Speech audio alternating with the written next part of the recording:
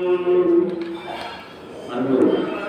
ஆன்மீகம் கொண்ட சான்றோர்களே, அருள்ஜோதி சிதம்பரம் ராமலிங்கம் சத்திய தர்ம ஞான சபை 13ஆம் ஆண்டு தைப்பூச விழா, வள்ளலார் சிலை திறப்பு விழா மற்றும் சத்திய தர்மசாலை துவக்க விழா, இலவச மருத்துவ முகாம் என முப்பெரும் விழாவினை மிக சீரும் சிறப்புமாக நடாத்தி கொண்டிருக்கின்ற அருமை அண்ணன் தான். என்ன சேகர் தான் என் கிளாஸ்மேட். அவரே என்னோட ஒரு வருஷம் பெரியவர், இவருடைய தம்பி. அவர் என்னோட பெரியவர், அவரே ஒரு வருஷம் பெரியவர். அவங்க வீட்டில் தான் நாங்கள் அப்போல்லாம் வந்து ஒரு கோயில் மாதிரி ஒன்று கட்டி சிறு பிள்ளைங்களாம் விளையாடுவோம். இந்த சன்மானத்துக்குலாம் நாங்கள் வந்ததே இல்லை. அண்ணன் தான் எங்கெல்லாம் வழி நடத்துறாரு. அவர் சொன்னா தூக்கி வைக்கிறார். அப்படி இந்த இனிமையான தருணத்தில் பிறவி இல்லா ஒரு பெருநிலையை பெறுவதற்காக இங்கே கூடியிருக்கின்ற அத்தனை சான்றோர் பெருமக்களின் வண்ண மலர் பாதங்களை வள்ளல் பெருமானின் வண்ண மலர் பாதங்களாக எண்ணி என்னுடைய உச்சி கூடி மகிழ்கின்றேன்.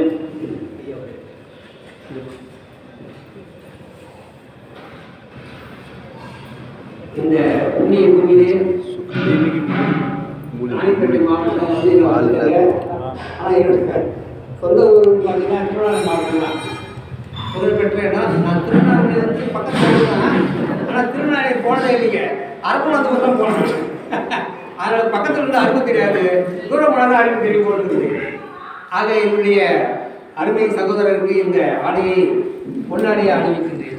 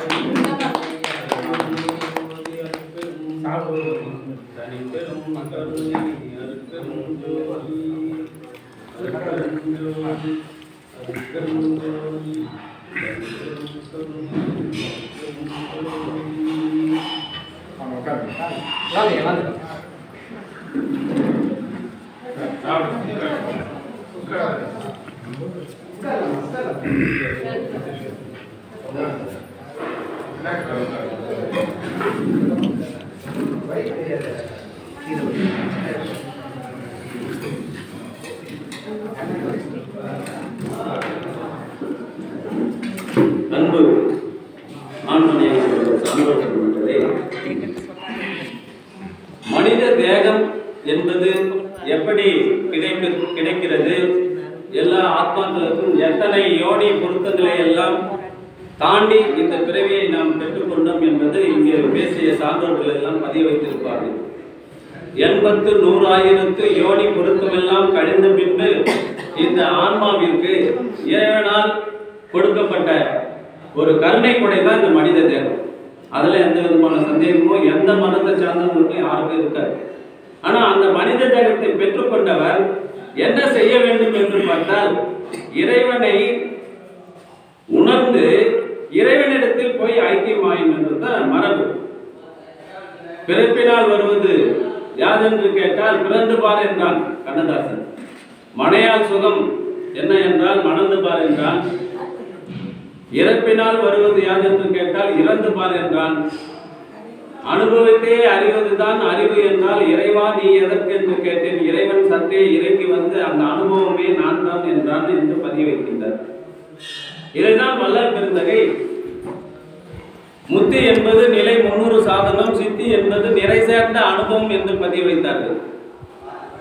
உலகத்தில் இருக்கின்ற பெரும் பிணிகளிலே மிக உயர்வான பிணி எது என்று சிந்திப்போமே ஆனால் மரணம் மிக உயர்வான பிணியாக இந்த அளவிலே அனைத்து ஜீவர்களாலும் கருதப்பட்டு வருகின்றது.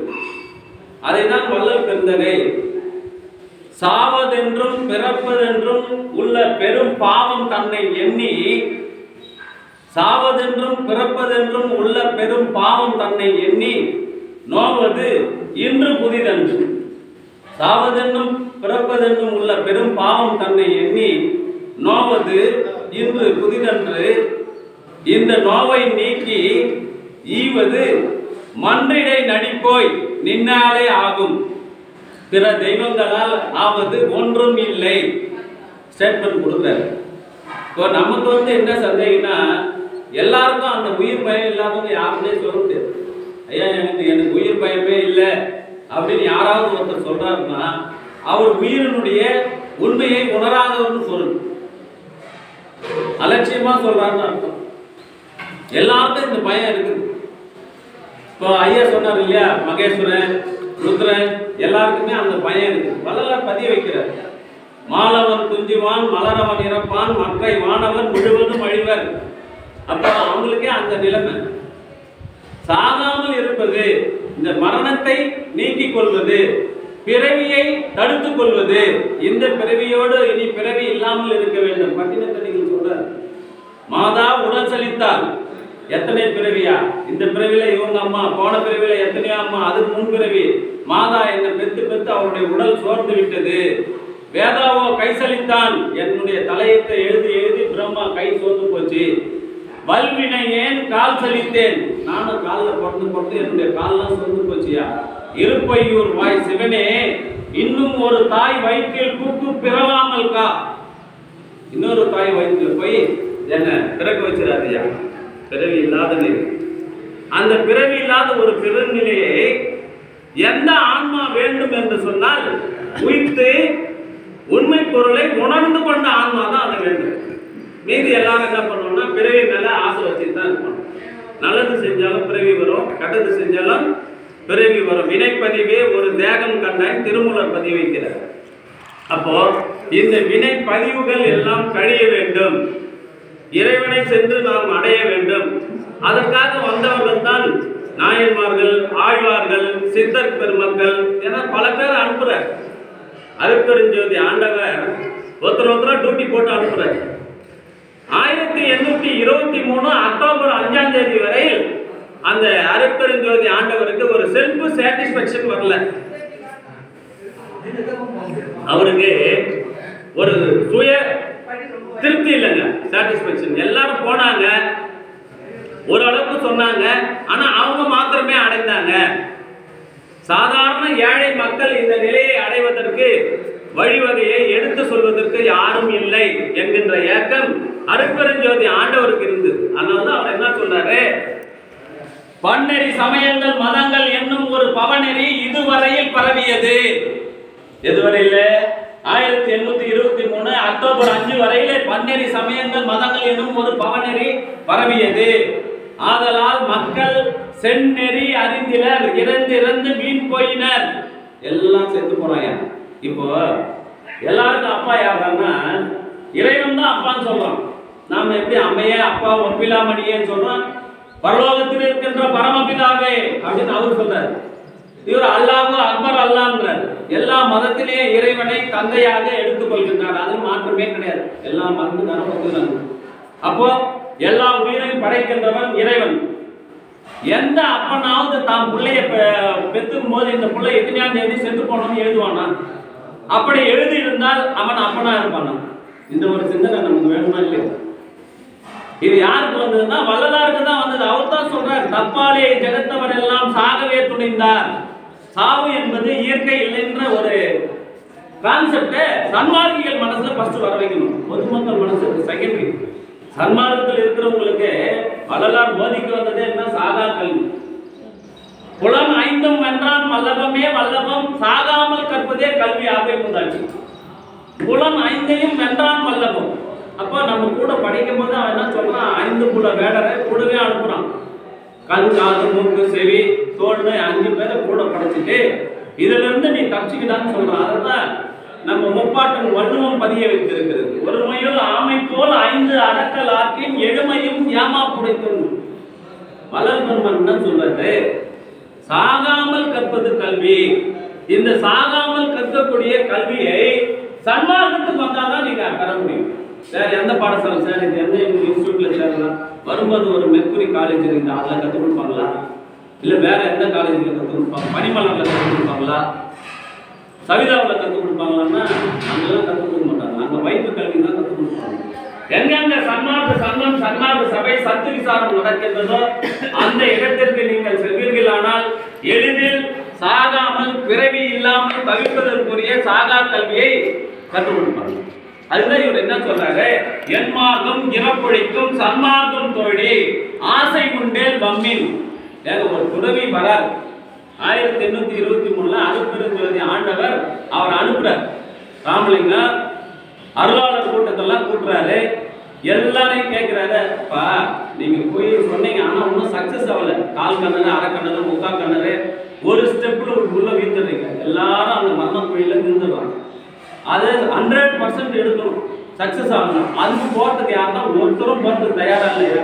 ஐயா மீண்டும் மனித பிறவியா, எவ்வளவு கஷ்டப்பட்டு நான் இந்த இடத்துக்கு வந்துக்கிறேன், மீண்டும் அங்க போய் சொல்றேன்னு போல. ராமலிங்கம் மட்டும்தான், ராமலிங்கம் நீ நினைத்த நன்மை எல்லாம் நாம் அறிந்தோம் சொல்றாரு. இதை எங்க சொல்றாருன்னா வள்ளலார் பதிய வைக்கிறார். அகம் கருத்திருக்கிறது, புறம் எழுத்திருக்கிறது. அப்படிப்பட்டவர்களை எல்லாம் சன்மார்க்க சங்கத்திலே அடைவித்து இந்த பிறவிலே இகத்தே பரத்தை பெற்று மகிழ்வதற்கென்று வருவிக்க விட்டேன், அருளை பெற்றேனே. அப்போ வள்ளலாரா மனுஷனா பிறக்கணும்னு அவருக்கு விருப்பம் இல்லை.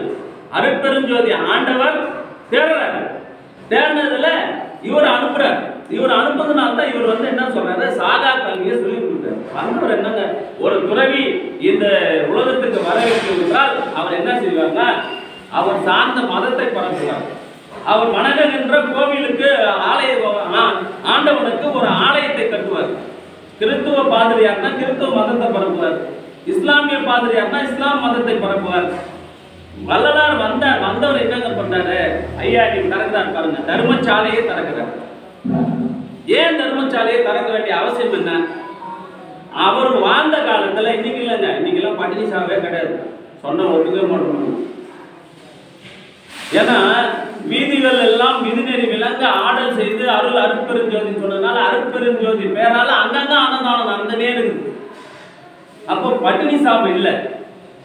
அந்த பட்டினி சாவு போகிறதுக்கு தான் அன்னைக்கு என்ன சொல்றாரு வள்ளலே, உடையார் உண்ணவும் வச்சுங்கிறவங்களாம் சாப்பிட்றாங்க, வரியார் வெந்துயரால் வருந்தவும் படுமோ, இதை நினைக்கில் உணவும் தரிக்கிலேன் கொள்ளலேன், என் உடலும் எரிகின்றது உள்ளமும் எரிகின்றது, இந்த குறையெல்லாம் தவித்தருள்வாய் பெருமான் என்றார்.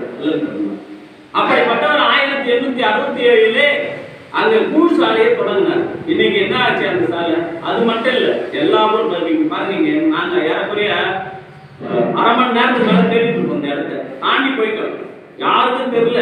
அந்த ரூட்டு போன்றாங்க, அந்த ரூட்டு வழியில் என்றாங்க, மீண்டும் எங்க வந்தாலும் தெரியல. அல்பர்டாக்கு எதிரிலே கேட்கிறோம், மெர்குரி காலேஜ் எப்படி போனோம், இன்னும் நேரா போயிட்டு போங்க அப்படின்றாங்க. அப்புறம் தேடி வரோம். எதுக்காக சொல்லணும்னா, பட்டி தொட்டிகளில் எல்லாம் கூட வள்ளலார் அவருடைய பணியை செஞ்சுன்னு இருக்கிறார். வந்தவர் என்ன பண்றாரு, தர்மசாலையை தொடங்கினார். மேடையிலே இம்மையிலே தவத்தால் மேவுகின்ற பயனை எல்லாம் காலையிலே தர்மசாலையிலே தந்த தனித்தந்தையை ஒரு பகல்ல வாங்கினார். ஒரே பகல்ல நீ என்ன எத்தனை பிறவி தவம் செய்றியோ அந்த தவத்தின் பயனை எல்லாம் வாங்கிறது தர்மசாலையிலே தந்துடுறார். அதுக்காக தான் இவர் என்ன சொல்றாரு, 3 கான்செப்ட் தான். சாப்பாடு போட்டவர் சாப்பிட்ட உடனே என்ன சொன்னாரு, ஞான சபைக்கு போய் வழிபாடு, சாப்பாடு, வழிபாடு, சித்திவளாக புறப்பாடு. 3 கான்செப்ட் தாங்க சாப்பாடு. ஏன்னா ஆண்டவன் ஆன்மாக்களை படைக்கும் பொழுது கண் இல்லாம படைக்கிறான், காது இல்லாம படைக்கிறான், கால் இல்லாம படைக்கிறான், வாயு வயிறு இல்லாம எந்த ஒரு சிறு உயிரையும் கூட படைக்கல.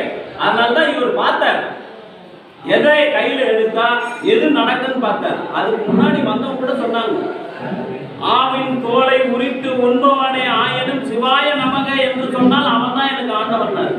ஆனா இவர் என்ன பண்ணார் தெரியல, ஒரு ஆணை பெண்ணாக்கி மறுகணத்தே அவ்வாணை ஆணாக மாற்றுகின்ற திறம் படைத்தவனேனும் இறந்தவரை எழுப்புகின்ற சித்தி எல்லாம் படைத்தவனாக இருந்தாலும் ஒரு பூனை கடிந்து உண்பானாயின் அவனை ஞானின்னு ஒத்துக்கார். ஞானி லிஸ்ட்ல சேர்க்காதுறாங்க, ஞானி லிஸ்ட்ல சேர்க்காதுன்னு சொன்னான். அதை கேட்டதுக்கு அப்புறம் தான் அவர் இவர் தேடின்னு என்ன சொல்றாரு, ராமலிங்கம் நீ நினைத்த நன்மை எல்லாம் நாம் அறிந்தோம், நின்னையே நேர்காண வந்தோம் என்று தண்ணீர் மலர்கால்கள் எடுத்து என் சென்னியில் வைத்திட நான் அப்புறத்தை செதுக்கி விட ஏன் மகனே எனக்கு இவ்வளவு சுதந்திரம் இல்லை என்று சொன்னார். திருவடி தீட்சிய ராமலிங்கத்தை தேடி போய் கொடுத்தார். நம்ம ஆளுங்க இன்னைக்கு வரையில 2 பேர் என்ன பண்றாங்க, அழிய முடியும் பார்க்கல, இன்னைக்கு வரையில பார்க்கல. பார்த்துட்டாங்களா? இன்னைக்கு வரையில பார்க்கல. ஆனா இவரை தேடிட்டு போய் அவர் 2 காலையை தூக்கி தலைமாலை வச்சு தீட்சி கொடுக்குறாங்க ராமலிங்கம். ஏன்னா நீ நினைத்த நன்மை எல்லாம் நாம் அறிந்தோம். என்ன சொன்னார் அவரு, ஐயா என்ன மண்ணுலகத்துல பிறக்க வச்சுட்ட, மண்ணுலகத்திலே உயிர்கள் படும் வருத்தத்தை, உயிர்கள் அது மரமா இருக்கட்டும், செடியா இருக்கட்டும், ஆடா இருக்கட்டும், மாடா இருக்கட்டும், மனுஷனா இருக்கட்டும், உயிர்கள் படுகின்ற வருத்தத்தை என் கண்ணெதிரே பார்த்தும் செவியுற கேட்டும் கனவம் நான் தரிக்கிறேன். ஒரே ஒரு நிமிஷத்தோட என்னால தரிக்க முடியாது. என்ன பண்ணுவாங்க இல்லைங்க? என்னுறும் நின் அருள் வளர்த்தால், என்னுறும் நின் அருள் வளர்த்தால் நன்னும் அவர்கள் வருத்தத்தை தவிர்க்கும் மரம் தான் நீ எனக்கு ஈழ்தல் வேண்டும். இதை பார்த்தவன் தான் பாரதி. மாகாளி பராசக்தி என்னை புதியவனாக்கி என் பழையெல்லாம் போயிட்டு தேடி தினம் சோறு தின்று பல சின்னஞ்சிறு கதைகள் பேசி கூடி கிழப்பருவம் எழுதி பின்னர் கொடும்பூற்றுக்கு இரையாகும் மனிதன் என என்னை நினைத்தாயோ. பராசக்தி கேட்கிறா, என்னடா நினைச்சேன்? நின்னை நேரே சில வரங்கள் கேட்பேன், நீ நேரா பண்ணு வந்து கொடுக்கணும். நீ உங்ககிட்ட இருக்கிற ஆளெல்லாம் வச்சு கொடுத்தாலும் பார்த்த நீயே வரணும், நீயே நேரா வந்து கொடுக்கணும். அந்த தைரியம் பாரதிக்கு எங்க இருந்து வந்துச்சு? எல்லாம் இந்த நம்ம ஐயா இருந்து எடுத்து. அதனால்தான் அவன் எல்லாரும் தந்தை நாடுன்னு சொன்ன, தாய் நாடுன்னு சொல்லும் போது எங்கள் தந்தையர் நாடுன்னு சொன்னான். தாய்மொழின்னு சங்கராச்சாரியர் சொன்ன உடனே இவர் தாய்மொழி தாங்க, ஆனா எங்கள் தந்தை மொழி தமிழ் மொழிங்க இல்லையா? அதை பார்த்த பாரதி தான் அப்படி எழுதுறான். அன்னைக்கு கடலூர் நீதிமன்றத்துல வழக்கு நடக்குதுங்க. கடலூர் நீதிமன்றத்துல வழக்கு, இது அருப்பா இல்ல மறுப்பான்ற வழக்கு நடக்குது. அன்னைக்கு ஆருத்ரா தரிசனம். இவர் என்ன பண்ணாரு? வேளாண்மையார் சொன்னாரேன்னு கோர்ட்ல வாங்கினார். அந்த சம்மனை வாங்க மறுக்கிறாரு. ஆரம்பத்துல கண்டெம்ட் போட்டுருவாங்க வேளாண்மையார் சொன்ன உடனே கோர்ட்ல வாங்கினாரு. வாங்கினவரு ஞான சபை இருக்குது. அந்த ஞான சபை கீழே தியானம் பண்ற இடம் இருக்குது. உள்ள போய் வச்சிட்டார். ஐயா உன் பாட்டை தான் தப்புன்னு சொல்றான். ஏன்னா நான் ஐ ஆம் ஒன்லி ரைட்டர். ராமலிங்கசாமி யாருன்னா ரைட்டர் தான். எல்லாம் எல்லாம் என்னுள் அமர்ந்து இசைக்கின்றான். நல்ல சொல் மலரை எடுத்து அவன் கொடுக்க நான் கொடுத்தது இந்த பாமாலை. யார் கொடுத்தது? வள்ளலார் வந்து ரைட்டர் தான். அப்ப அருட்பாவனுடைய ஆத்தர் யாரு? சிவபெருமான் தான். ஆனால் தான் போய் அங்க குத்துட்டாரு. உன்னதான் கோர்ட்ல கூப்பிடுறான், நீ போனா போவாட்டினா போன தர்மசாலையில உட்காந்துக்கிறாரு. எப்படி நம்ம அண்ணா தர்மசாலையில உட்காந்துக்கிறாரா? அந்த தர்மசாலையில உட்காந்துக்கிறாரு. கூட வந்த ஒரு 10 பேர் வீதிக்கெல்லாம் ஆரோக்கியம் பார்த்துட்டு சிதம்பரம் போயிட்டான். 10 பேர் மட்டும் முகம் வாட்டமா இருக்கு. என்னையா முகம் வாட்டமா வச்சுக்கிறீங்கன்னா, என்னத்த கண்டு அவங்க கூட இருந்து அவளோட போயிருந்தா கூட நான் அதையாவது பார்த்துருக்கோம். அப்படியா இந்த வேட்டியை பிடி குடிச்சிட்டு அங்கேயே காட்டினார். ஆரோக்கிய தரிசனத்தை தர்மசாலையில முதல்ல காட்டினார். பார்க்கலாம் பாரதி. காசி நகர் புலவர் பேசும் உரைதான் காஞ்சியில் கேட்பதற்கோர் கருவி அமைப்போம். அன்னைக்கெல்லாம் கலர் டிவி கிடையாது, டெலிவிஷன் 1823 கிடையாது சார். நீங்க எடுத்து பாருங்க, இன்வென்ஷன் எடுத்து பாருங்க, வள்ளலாரும் வரலாறுன்னு எடுத்து பாருங்க. எடுத்து பார்த்தீங்கன்னா வள்ளுவர் வந்து ஏறக்குறைய 2ஆம் நூற்றாண்டு 3ஆம் நூற்றாண்டுன்னு சொல்றாங்க. ஓலையில தான் எழுதினார். வள்ளலாரும் அருட்பாவை ஓலையில தான் எழுதினார். There is no revaluation between these years. அதுக்குள்ள எந்த ரிவால்வேஷனும் கிடையாது. இன்னைக்கு எல்லாம் கண்டுபிடிக்கிறாங்க. எப்படி கண்டுபிடிக்கிறாங்க? இப்போ இந்த உடம்பில் இருக்கின்றோம், இனி எல்லா உடம்பிலும் புகுந்து கொள்வோம். அதுதான் இன்னைக்கு ஆண்டு படைக்கிறது. உங்ககிட்டயும் வரலாறு உயிருள் யாம் எம்முள் உயிர் இவை உணர்ந்தே உயிர் நலம் பரவுக என்ற இந்த பெருஞ்சோதி சொல்லிட்டார். இன்னைக்கு கண்டுபிடிக்கலாம் எங்க நடக்குது? நாம கண்டுபிடிக்கிறோமா? வெறும் உடம்பு உள்ள இருக்கிறது கண்டுபிடிக்குது. இனி வரும் காலம் சுத்த சன்மார்க்க காலம் சொல்லிட்டாரு. சொன்னவர் என்ன பண்றாரு? வந்து சொன்னாரு, நீயே போனாரு. போனவன் ஈஸ்வரன். அதனால தான் அங்க இருக்கிறவங்களாம் எழுந்தான். இல்லைன்னா ஜட்ஜி அந்த வைப்ரேஷன் வராது. இவங்க என்ன பண்றாரு? அருட்பெருஞ்சோதி ஆண்டவர் இங்க காட்டியிருக்கிறாரு. இது காட்டினே இருந்ததுனால இங்க இருக்கிறவங்க இருப்பாரு. வந்து சொன்னாங்க, கோர்ட்ல கேஸ் தள்ளுபடி ஆயிடுச்சுப்பா, ஐயா வந்தாரு, எல்லாம் ஏறிட்டாங்க. இவர் என்னன்னாரு 10 பேர் என்ன எங்க கூட பக்கத்துலேயே உட்காந்துக்கிறாரு. ஐயா நாங்க ஆருத்ரா தரிசனம் எப்படா கோர்ட்டுக்கு வந்தார். அப்படி அதை பெற்றுனார். வள்ளலார் வந்து 51 வயசுல பிறந்த மனமில்லாத திருவாழ்ல at the age of 9 2ஆம் திருமுறையை 5ஆம் திருமுறையை எடுத்து பாருங்க. பிரம்மன் இன்னும் ஒரு பொய்ச்சிறையில் என்னை அடைக்க வல்லவனோ. இன்னொரு பொய்ச்சிறையில, பொய்ச்சிறைனா என்ன? ஜாமீன் இல்லாத ரிலீஸ் ஆகுது. மெய்ச்சிறைனா ஜாமீன் வேணும். மணிகாருக்கு போய் எழுதி வாங்கினா வைக்கல் வேணும், எல்லாம் வேணும். ஒரு அம்மா கர்ப்பமாயிட்டாங்கன்னா 10வது மாசம் ஆட்டோமேட்டிக்கா ரிலீஸ் ஆயிட்டா. நோ ஜாமீன், எதுவுமே கிடையாது, சீக்கிரமா வந்துடும். அந்த பொய்ச்சிறையில் பிரம்மன் என்னை அடைக்க வல்லவனோ. அவனுக்கு தைரியம் இருக்குதா? முன்பட்ட கொட்டு வடுவுறானா? எப்போ 6 வயசுக்குள்ள வேணுமா, 8 வயசுக்குள்ள வேணுமா, 60 வயசுக்குள்ள வேணுமான்னு கேட்டு திருக்கடையில் போய் கல்யாணம் அபிராமி பார்த்து கல்யாணம் பண்றாங்க இல்லையா? அங்க சிவனை சேர்த்து ஏற்பட்டுச்சுன்னா அப்ப எட்டு வச்சானே அந்த கொட்டு உங்களுக்கு ஞாபகம் இல்லையான்னு கேட்கிறாரு. வள்ளலார் 1823 பிறந்தவருக்கு 1ஆம் நூற்றாண்டுல நடந்தது எப்படிங்க ஞாபகம் இருக்கா? அதை சொல்றாரு. அப்ப என்ன அர்த்தம்? அப்பவே மரணமில்லாத பெருவாழ்வை பெற்றுக்கொண்டாரு. இங்க நாடகத்தால் முன்னாடியார் போல் நடிக்கிறார். நம்ம ஆளுப்பட்டு பட்டு வளலாம் நிறைய பேர் என்ன நினைச்சோம், நாராயண மலையார வளலாம் போன உடனே அவர் சாப்பிட்ட தட்டில் சாப்பிடுவாரு, அவர் கோமத்தை எடுத்து கட்டிக்குவாரு, அவர் படுத்த பெட்ல படுப்பாரு. அதெல்லாம் பண்ணா மரணமில்லா பெருவாழ்வை பெற முடியுமா? முடியாது.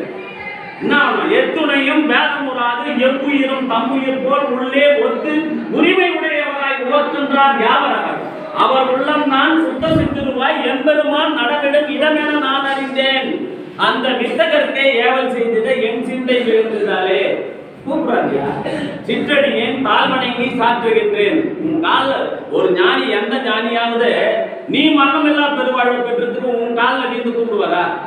இவர் கூப்பிடுறார். ஆசை உண்டேன் வம்மீன் 4 பேர் தான் இங்க வேணான்னு சொல்றார். 4 பேர் ஐயம் உற்றார்.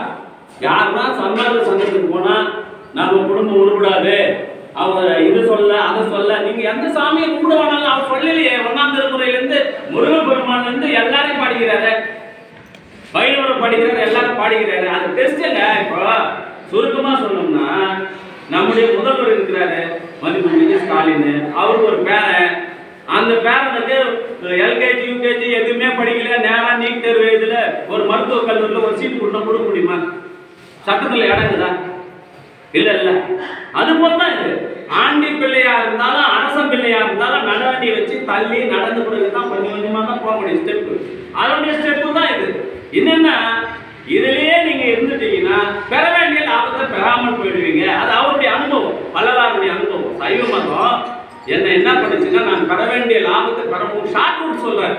போன நோட்ஸ் எப்படி போடுறோம்னா அந்த மாதிரி பாடம் மொத்தம். இப்போ முன்னெல்லாம் நாங்கெல்லாம் படிக்கும் போது 1ஆவதுல என்ன பாடம் படிச்சுமோ ஜூன் மாசம் அதை மார்ச் மாசமும் படிக்கணும். அதுல இருந்து கேள்வி கேட்பான். இன்னைக்கு என்ன பண்ணிட்டாங்கன்னா 3 மாசத்துக்கு ஒரு பாடம் படிச்சோம்னா முதல் பருவம் 2வது தொடவே தேவை, அதுக்கடுத்து செகண்ட் டைம், இப்போ தேர்ட் டைம்.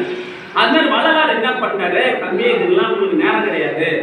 ஏன்னா ஒவ்வொரு விஷயத்தையும் நீங்க கத்துக்கணும்னா 12 வருஷம் ஆகும். சின்ன சின்ன சித்து தான் உங்களால பெற முடியும். அப்படி ஒரு சித்தை நீங்க பெற்றுக்கொண்டீங்கன்னா அதுவே உங்களுடைய மன ஆன்மா அடங்கிடும். அதனால அதெல்லாம் விட்டுட்டு உங்களுக்கு பைபாஸ் சொல்லி தரேன், நேரா சன்மார்க்கத்துக்கு வந்துடுங்க, ஜீவகாரணியம் பண்ணுங்க, சத்து விசாரம் பண்ணுங்க, மோட்ச வீட்டின் திறவுகோலை கையில் எடுத்து நேரா வந்து சேர்ந்துருங்க. நீங்களாம் என்னுடைய பிள்ளைகள், நீ என் பிள்ளை ஆதலால் நீ பணியிட்டனன். அருப்பெருஞ்சோதி ஆண்டவர் முருகன் என் பையன் அவங்ககிட்ட கொடுக்குறேன், விநாயகர் என் பெரிய பையன் அவங்ககிட்ட கொடுக்குறேன் அப்படின்னு சொல்லல. சொன்னதான் வரலாறுல சான்று இல்லை. சட்ட புத்தகம் எழுதுறான்னா அருட்பாதான் சட்ட புத்தகம். அது யார் எழுதுதுன்னா சிவபெருமான் தான். அவர் சொல்றாரு, அதையும் வள்ளலார் தான் சொல்றாரு. எல்லாம் எல்லாம் என்னுள் அமர்ந்து இசைக்கின்றான் நல்ல சொல்மலர் நீ கொடுக்க நான் கொடுத்ததுன்றார் இல்லையா? அவர் என்ன சொல்றாரு, நீ என் பிள்ளை ஆதலால் நீ பணியிட்டனன். ஐயா சொன்னார், கொலை புரிவார் தவிர மற்ற எல்லாரும் நம் குலத்தவரே. அவர் புறவினத்தார். அவருக்கு என்ன பண்ண, பைப்புறும் பசி தவித்தல் மாத்திரமே புரிய. வாப்பா நேரா தர்மசாலை சாப்பிட்டு போயிட்டே இருப்பான். அங்க எந்த போர்டும் கிடையாது. கொலை தவிர்த்தவர் மாத்திரமே உள்ள போகணும்னு அங்க சொல்லல. ஆனா இங்க வரணும்னா, ஐயா பக்கத்துல வரணும்னா, சத்திய ஞான சபைக்கு போனோம்னா, சித்தி வளாகத்துக்கு போனோம்னா, மேட்டுக்குப்பத்துக்கு அந்த மருந்துருக்கு கீழே இறங்கி போய் ஐயாவை பார்க்கணும்னா கொலை தவிர்த்தவர் மாத்திரமே வருங்க. அதனால்தான் அதை சொல்றாரு. இதே யார் சொல்றாரு, தன் ஊன் பெருக்க ஊன் உண்மான் எங்கனம் ஆளும் அருள் அவர் தான் சொல்லிட்டாரு. எல்லாத்துக்கும் சட்ட புத்தகம் எதிரானா வள்ளுவம் தான். அதுல என்ன சொல்றது, உன்னுடைய நீ அருள் தரணும்னு நினைக்கிறியா, ஒன்னே ஒன்று மட்டும் விட்டு வேற எதையும் வாங்கணும், இதை மட்டும் விட்டுடு. அந்த மாமிச உணவு நமக்கு கிடையாது. ஆனா அதை சொல்றதுனால தான் சன்மார்க்கத்துக்கு வர சொல்றோம். என்ன அளவில் நான் பெற்ற அனுபவம் என்னன்னு கேட்டீங்கன்னா, சன்மார்க்கத்துக்கு நீங்க வந்தீங்கன்னா உங்ககிட்ட இருந்து அதை கட் பண்ணி எடுத்து வெளியே போடுற வேலை அவருக்கு, ஐயாவுக்கு. எப்ப நீங்க அருட்பெருஞ்சோதின்னு உங்க வாயில சொல்ல ஆரம்பிச்சீங்கன்னாவோ உங்ககிட்ட இருக்கிற துரிசெல்லாம் நீக்கி நல் வாய்மையால் மழைப்படி மழையான்னு இருப்பார். துரிசு நீக்க வேண்டிய பொறுப்பு யாருங்க, அவருக்கு. ஒரு படி நீங்க நடந்தீங்கன்னா பல படியை உங்களை கை பிடிச்சி எடுத்துட்டு போறாரு. அதனால அவர் சொல்றாரு, பாதி இரவில் பாதியனை எழுப்பி ஜோதி காட்டி உள்ளகத்தே கலந்து சூழ்ந்து துளங்குகின்றாய் நீதி நடந்து அரசே யான் பெற்ற இன்பம் ஓதி முடியாது நிர்வாணந்த வாரியார் பேசும்போது சொல்றாரு, 7 கட்டையில எழுதுறானா ராமலிங்க சாமி, அதுக்கு முன்னாடி 4 கட்டையில எழுதுறான், நீ வரலன்னு. என்ன ராமலிங்க, நான் தான் வந்துட்டேன், உன்னோட கலந்து உங்களோட இருந்தேன், ஏன் அழுவுறன்னு கேட்கிறேன்னா, ஐயா நீ வந்துட்ட எங்க இருக்கிற என்ன போல மனித தேகம் பெற்றவங்க இருக்கிறாங்க இல்லையா, அவங்களுக்கு எல்லாருக்கும் இதே மாதிரி கருணையா அருளாகனையா, அதுக்காக அழுவுறா. அவர்களும் உங்களை போல் விட்டு விடுவார்களானால் நிச்சயம் பெற்று விடுவார்கள் சொல்லிட்டாரு.